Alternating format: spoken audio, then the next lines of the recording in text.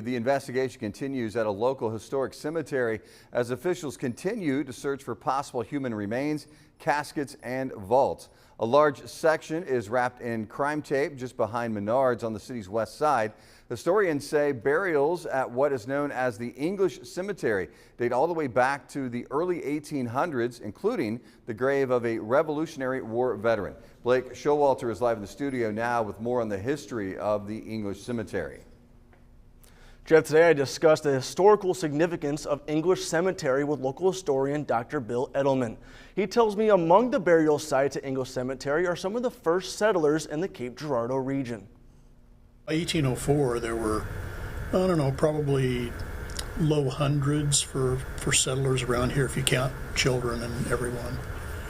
But the Englishes were definitely among the first. Thomas W. English. English Cemetery, located off Beechwood Lane in Cape Girardeau County, dates back more than 2 centuries. The first burial recorded is from 1804, 17 years before Missouri became a state. In this First Alert drone video, you can see headstones disturbed at the cemetery. Dr. Bill Edelman says it was established as a family cemetery for the Thomas English family. Thomas English was a Revolutionary War veteran who traveled from Georgia and settled in Cape Girardeau County in the early 1800s. Thomas English is quite well known in the history of Cape County. He was a Revolutionary War veteran who served at least at the Battle of Eutaw Springs in South Carolina.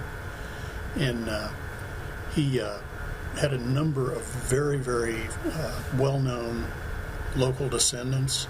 Probably one of the best known was a Thomas B. English, who was a noted jurist. He says the cemetery has historical significance as the final resting place of English and his family. Dr. Edelman says English had notable influence on the early development of Cape Girardeau. This is a very key person in the history of Southeast Missouri, not only because he was a Revolutionary War veteran, but he was an elder and very instrumental in the Old Bethel Baptist Church, which is the first church that was formally organized in the district. This is drone video from today of investigators looking for answers. Authorities say as of now there are about a dozen known graves. Edelman says he wouldn't be surprised if there were more. In my experience with farm cemeteries like that, there's almost always more people buried there than there are markers or evidence of markers.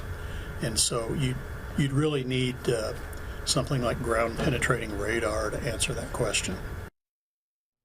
Dr. Edelman says if the graves are disturbed, he hopes the cemetery can return to how it was. Jeff, back to you. All right, Blake, thank you. This is an ongoing story, and we expect more developments. We will update you as soon as we can on air, as well as on our KFES app and our website at kfes12.com with the latest information.